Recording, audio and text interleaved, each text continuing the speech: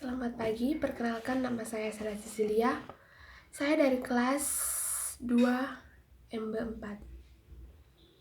NIM saya 1805363. Di sini saya akan membahas tugas yang diberikan oleh dosen saya, yaitu mengenai lobby dan negosiasi.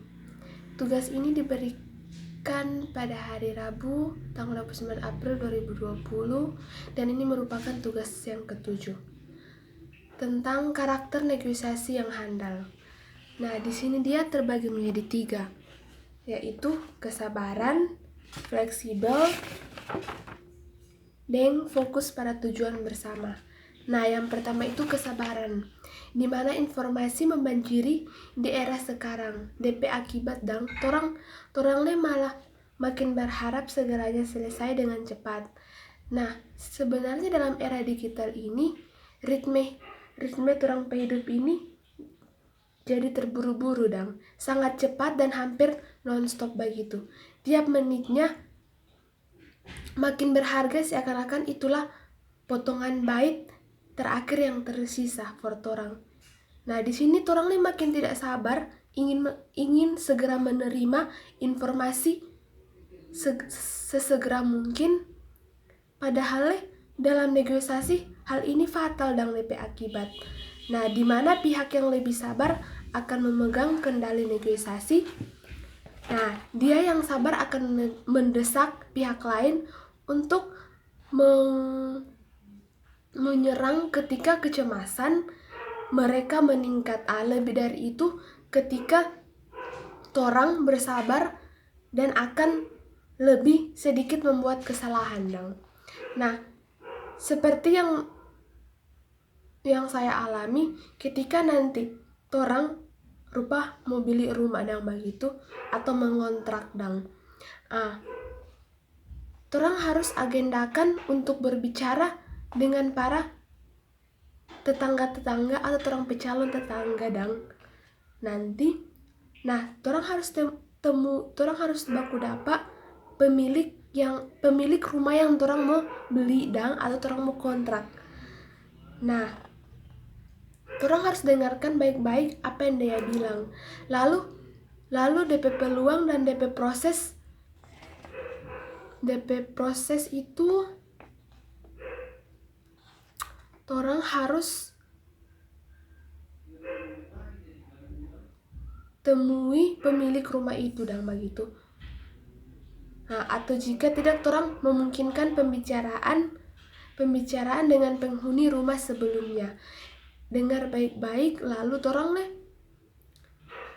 harus ada proses dan begitu. Semua informasi yang torang dapat, torang harus serap dengan sebaik-baik mungkin. Nah, torang harus kembali beberapa hari kemudian dan torang ulangi DP proses yang sebelumnya torang bicarakan dang.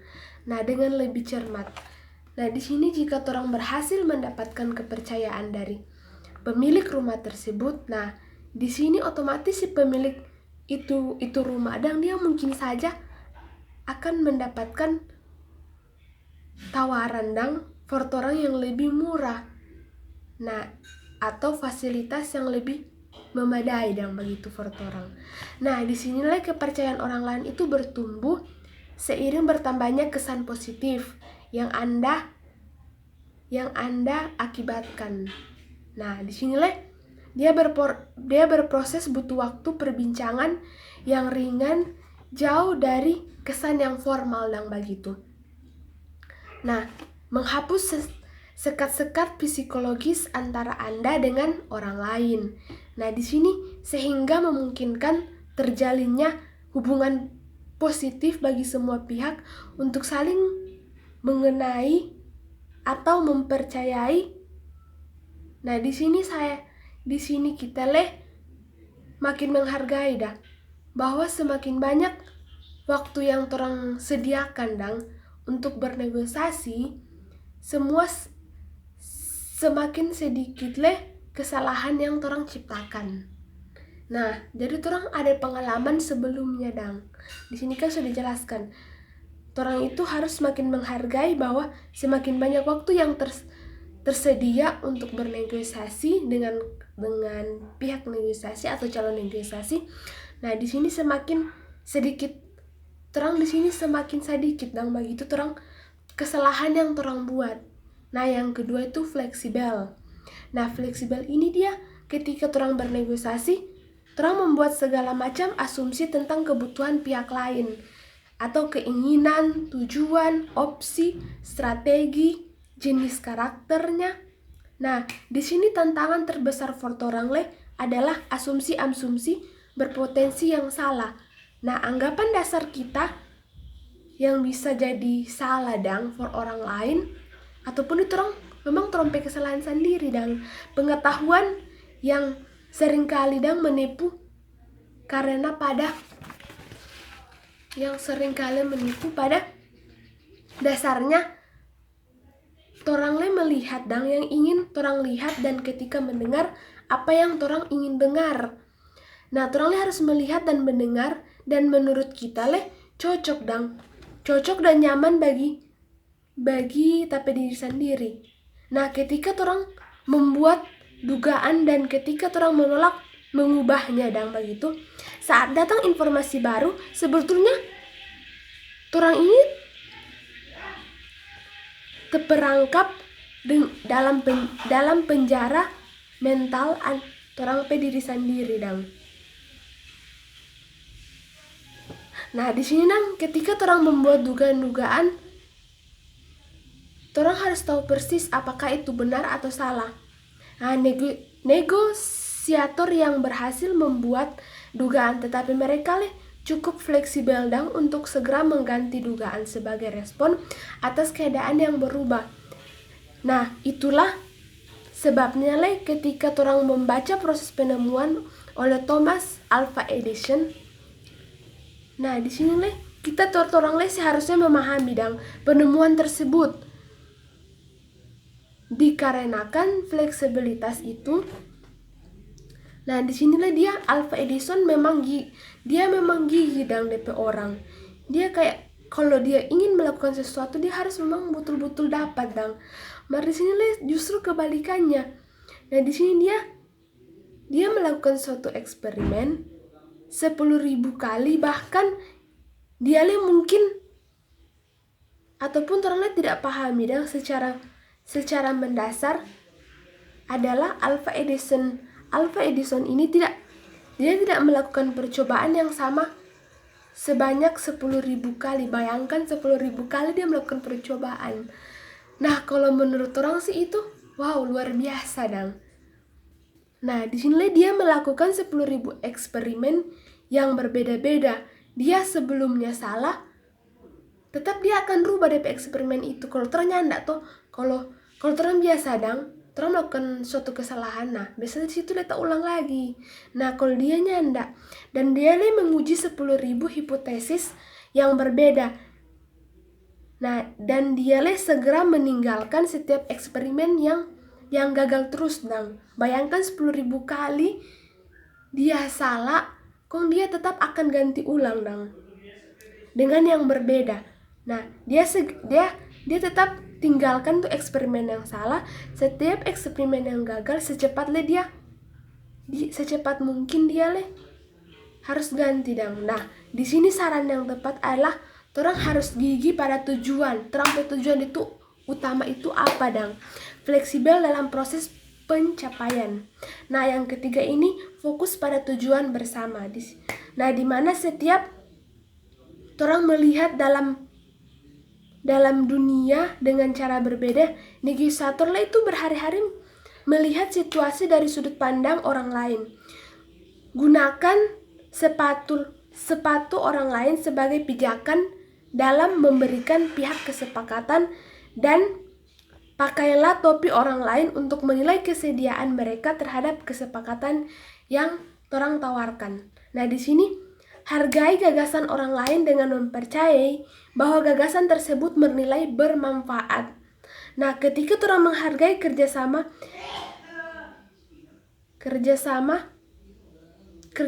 for orang ingin melengkapi gagasan orang lain, bukannya bersaing.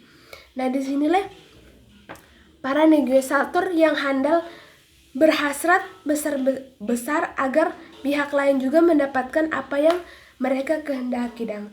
Negosiator yang ulung tidak bertanya bagaimana dorang le bisa menang dang begitu.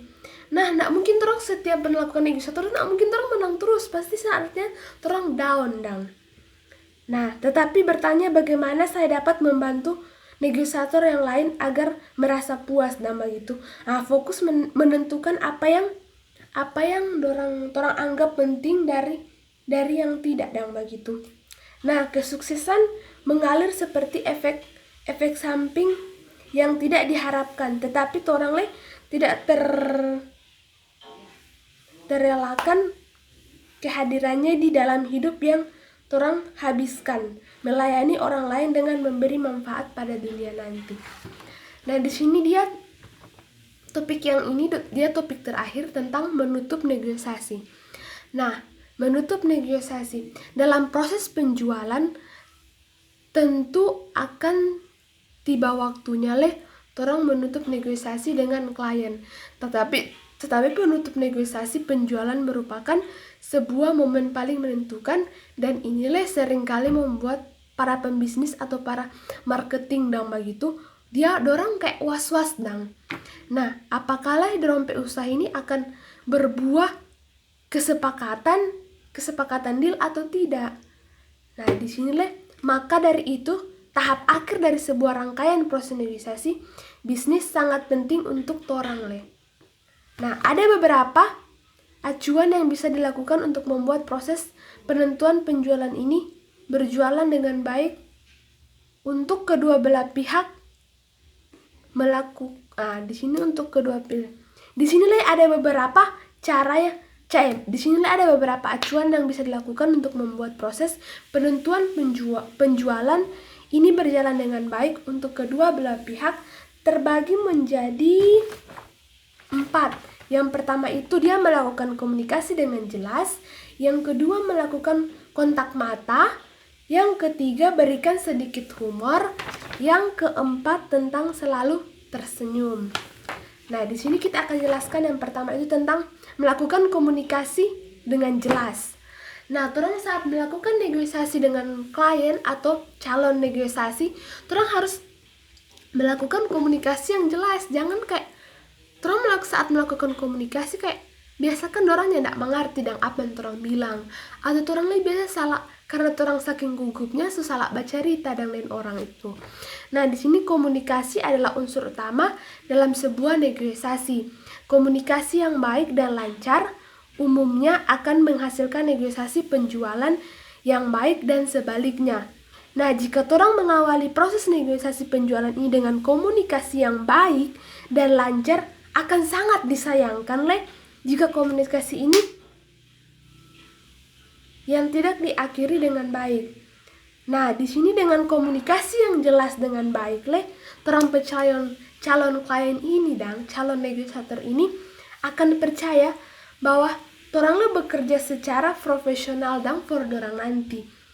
Nah, dari awal sampai akhir hal ini akan meningkatkan kepercayaan calon klien kepada orang. Orang harus melakukan atau dengan cara orang harus bagaimana dan cara supaya orang melakukan orang harus mendapatkan kesepakatan yang deal dan begitu dari calon negosiasi.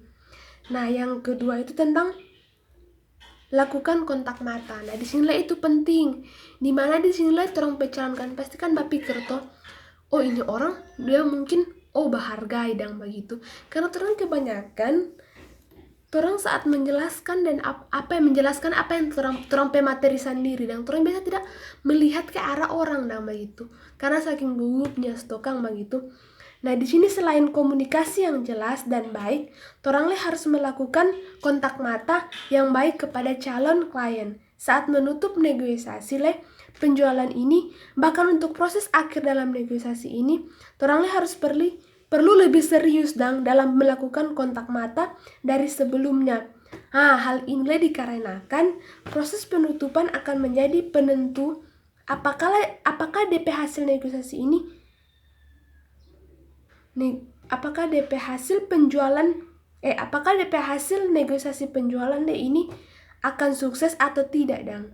Nah dengan orang melakukan kontak mata ini, orang harus memang melakukan kontak mata ini dengan baik.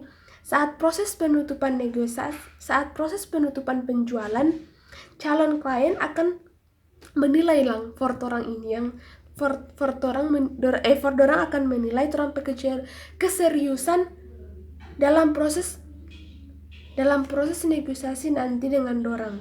Nah umumnya pembisnis yang berpikir positif akan memiliki peluang yang lebih besar untuk memperoleh kata deal dari orang calon klien ini nanti.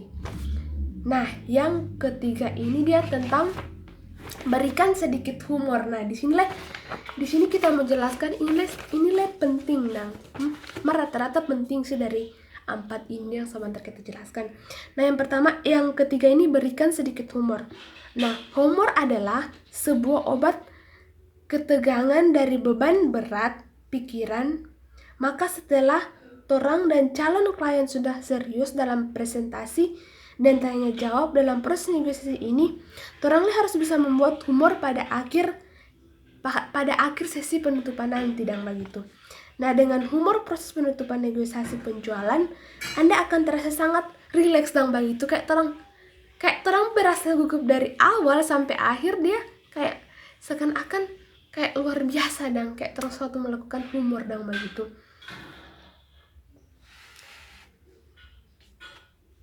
Nah di sini dia dengan humor proses penutupan negosiasi penjualan dan akan dia kayak relax, santai dan for orang kayak terang gugup itu semakin kurang. Nah di situ dia terbukakan dengan menyenangkan dong for orang diri sendiri dengan for orang calon klien nanti. Nah di sini dari keadaan yang tegang dan begitu, saat orang presentasi, suasana akan kembali dong kayak mencair, ndak tegang dong begitu, ndak suasana tegang. Nah dan dorang otomatis tidak bosan dong. Masa orang menjelaskan begini kok ada DP humor sedikit, pasti otomatis dorang akan bosan dong pikir. Nah sini DP hasilnya calon klien akan merasa senang dan orang hubungan dengan dorang pun terjalin dengan baik. Nah untuk seterusnya, meski itu kesepakatan belum ada kata deal yang belum tercapai, dari situ sih ada apa-apa dang. Yang penting orang bisa melakukan yang terbaik. Dari situ tinggal orang menilai dang bagaimana.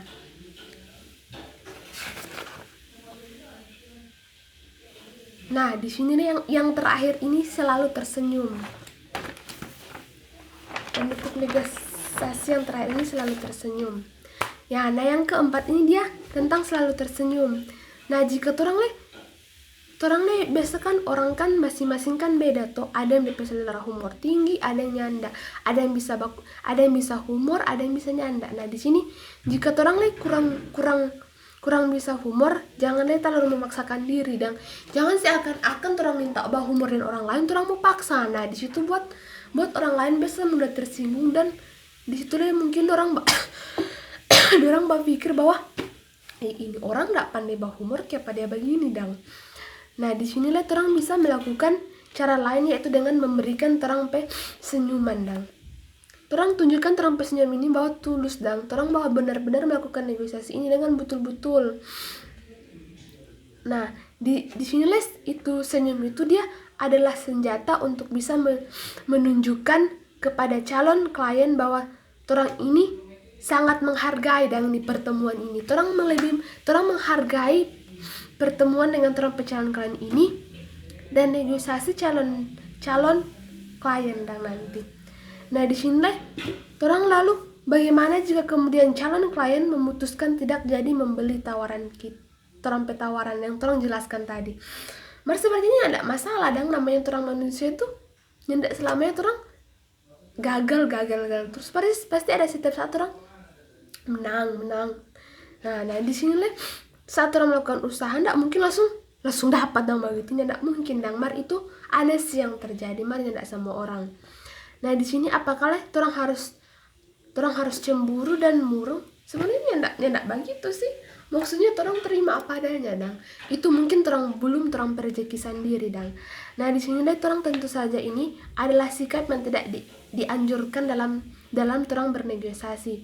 Nah torang harus ingat calon klien adalah manusia yang dinamis. Nah di mana mereka tidak mau membeli sekarang dan membutuhkan dorang mungkin tidak membelikan sekarang, tapi dorang akan membutuhkan 4 orang untuk membeli dari suatu saat nanti, dan dorang tetap akan butuhkan 4 orang dang. Nah di sini maka dari itu torang pe calon klien ini torang harus ajak negosiasi. Nah, negosiasi ini kan adalah investasi dan jangka panjang. Nah, torang harus bisa hubungi dorang sewaktu-waktu untuk torang coba ulang dang. Ketika saat torang baku negosiasi dengan dorang saat pertama gagal, torang harus coba ulang, siapa tahu dorang mau dang begitu. Nah, dan torang harus hubungi dorang dang sewaktu-waktu untuk dorang coba dorang ajak kembali bermitra atau bekerja sama. Nah di sini terima kasih dan sekian dari penjelasan tentang karakter negosiasi yang handal. Terima kasih, selamat pagi.